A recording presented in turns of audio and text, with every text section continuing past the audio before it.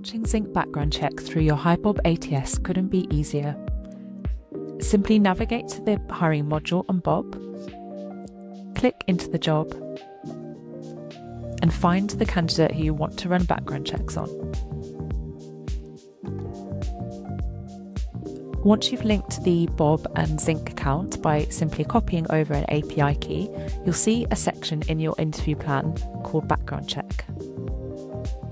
You can then go ahead and move the candidate into the background checking stage.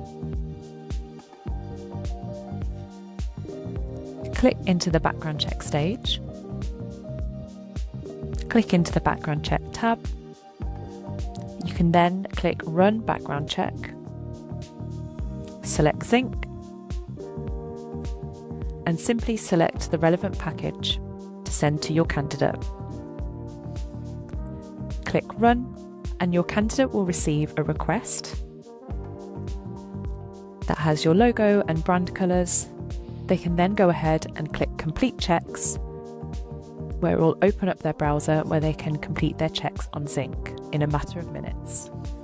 Once the candidate has completed their checks, you'll be able to see the stage and finally the final report once they've completed all of their checks, keeping you updated through your ATS.